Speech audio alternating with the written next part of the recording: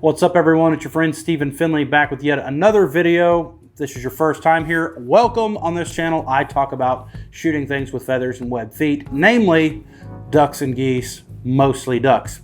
In today's video, I'm talking about what I tote around in my blind bag. I've kind of actually been wanting to shoot this one for a while, but I haven't because I've been super busy. But as duck season gets closer, I'm preparing to go to North Dakota in October, and man, I just took the day off from work today to sit down and go through stuff, and I was like, you know what, I'm gonna shoot a video. I'm gonna talk about it. So I'm gonna talk about what's in my blind bag, what I carry, and sort of the evolution. If you're into this kind of thing, maybe consider subscribing. That would be cool. And if not, all right, so let's get into it. First off, I want to give credit where credit's due. First blind bag I ever bought. Check it out. This blind bag, it's a Ducks Unlimited blind bag made by Avery in the old school buck brush pattern, as you can see here. So this one was really cool. I put license and things in this little packet here, this little pocket here, and I would put extra calls and stuff in there, chokes, whatever I needed, calls, whatever, lots of ammo, stuff like that. This blind bag, yeah, it's got a spot right here for chokes. This blind bag was awesome. And I used it for a really long time. But when I started taking cameras hunting, you know, you kind of get a lot of stuff in one blind bag. We actually have a friend who carries a giant Rig'em-Right backpack, or not a backpack, but a Rig'em-Right blind bag. My friend Zach. Hey Zach, thanks for watching.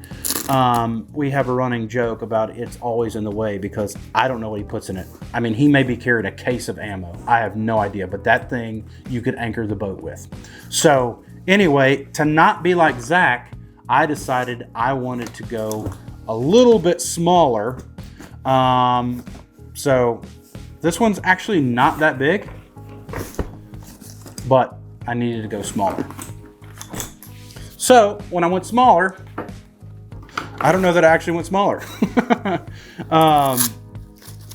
This is a Nat Gear bag. And by the way, let me just say, Nat Gear, Natural Gear, this camo pattern hides so well. Like, I think this is potentially the best camo pattern on the planet to hunt ducks with. I mean, I like other patterns. I like Mossy Oak Bottomland. I'm not actually a huge Optifade fan that SITKA has on their stuff. But then when you kind of get into the science of the stuff, I feel like their clothes are really good. So I'm not a huge Optifade fan, but whatever. Like I said, I do like Bottomland. I think Bottomland is awesome, especially if there's been some rain when you get those darker colors. But Nat Gear, if my life depended on having one camo pattern for the rest of my life, I would have to go Nat Gear. Enough of that. So I went with this blind bag. It was pretty cool. It holds a little bit more up here. Also has a zipper in here. So what I found this to be handy for was net gaiters, gloves, things like that you could actually stick in here above the lid. When you open, so it's got a pocket in here. I don't know if you guys can see that there. Pocket in here, that kind of deal. It floats like most other ones, but the thing I didn't care for, it actually lays flat. The thing I didn't necessarily care for was, again, it was one of these things where size kind of started becoming a problem. Size matters, as some would say. And again, once I started carrying cameras, I was trying to go as small as I possibly could. The other thing is, you know, for riding in a boat, hunting in a pit, things like that, these things are really good. You know, you can hang them on a tree, which is what I do a lot of. But there was something I found that was a little smaller and a little better. And it was a little bit smaller and a little bit better because it can tote my favorite thing. So let's talk about that. So today, I'm a big fan of this Rig 'em Right blind bag here. All right, the one thing that this one has, the other two didn't have, is a little bit of this sauce right here. A cup holder! So I normally take coffee hunting, like most duck hunters that I know. Yeti cup, Stanley, whatever. I don't discriminate, just want some coffee in it. Yeah, this thing has a cup holder on it, which is super duper handy. But anyway, let's get into it. So a couple things I like about this deal. Got the old sunglass holder, which is great because I can't tell you how many pairs I've broken by like just throwing them in the blind bag or sticking them in my jacket or God forbid my waders and they break.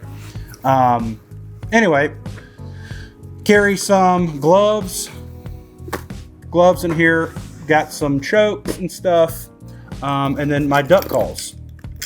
I actually carry, I have two different lanyards, which I think I may be the only person I know that does this. I have a field lanyard and I have a timber lanyard. I gotta show you something really cool. So right now I've got this Rockin' R on here because my buddy Jimbo was kind enough to give me his Herbie Hancock, just kidding, John Hancock, that was a Billy Madison quote. Rockin' R, really cool story about the Rockin' R, about the brand and that kind of thing. So I got that one on there. That changes with my mood. Got the old Punisher, the Wren and Ivy model Punisher. Thank you, Wren and Ivy. And then a dog whistle for whenever I do take my dog. So one call. If it's not super cold, that should do well. But when they get frozen up, that's okay. I've got this side pocket here that I keep more duck calls in. So got an extra spec call, a custom call from Parish Waterfowl that is really sweet. I saw this dude take this thing from a block of wood and a dowel of acrylic down to this, and it was really cool. So anyway, got an extra spec call from Elite. They make a great spec call. Got a little Mondo in here, and then probably my favorite call ever from Elite, which is the Elite Cash, which I don't know if this camera's focusing on it, but maybe we can look at this one there. So I love this call because it's got a bunch of hold in it. It's really squeaky and whiny, things like that. So there's that. I have my duck stamp in here. This is actually the new one, the old new one, and then a couple spent holes. If you want to know about the spent holes, check out my video on hunting hacks, and that will be in there, and you will hopefully be able to take away something from that. So on this other lanyard, I've got my all-time favorite duck call, which has nothing to do with the brand. It has everything to do with the, not that it's a bad brand, it's made by Refuge, but the way they made it, it's just got this sound to it, and I won't let anybody touch it, because once you file it out, that sound is gone. I've got a custom spec call from my friend Kason at Bill Byers' farm. He turned some, he made this one for me. By the way, if you ever get a spec call, if you can get one that has brass guts in it, freaking game changer. I mean, it sounds so sharp, so crisp. Lots of good stuff. You guys want me to make a video on it, I'll do it. And then I've got this other cut down by, it's an Elite Butcher. It's the short barrel. So I've got that. I really love his calls. He's a good friend of mine, so I like supporting my friends. Anyway, these are the lanyards I go with. So, or the calls that I roll with most of the time. And then this here that I clip on is chapstick. Yeah, so there. How's that for a demonstration? I carry chapstick because you get wind burnt, all that other stuff. And then One other thing is this thing has a hook right here, which is super duper handy to hang on a tree. And then lastly, or actually a perfect segue for hanging on the tree, is you have tree hook. There's a link to this in the description. This is a plastic tree hook because where I hunt in Arkansas on public land, you're not allowed to put a metal hook in the tree. So you use plastic ones, which is fine.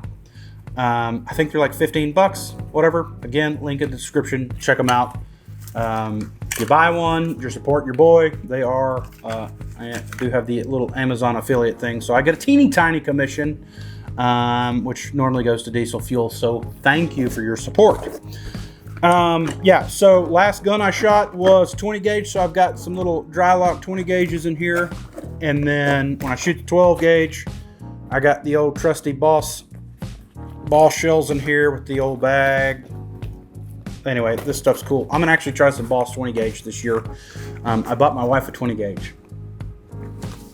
She's never shot it, but I've shot ducks with it. So, buy your wife a gun and then shoot the piss out. That's apparently what I do. That is that's the gist on the old blind bags. Again, I put the links in the description for this stuff. If you guys have questions, I would love to make a video answering your questions, because it actually feels like I'm not just making videos for the sake of them, but I'm actually like helping the community of duck hunters. Yeah, so check that out. And I'm packing this stuff up, getting ready, and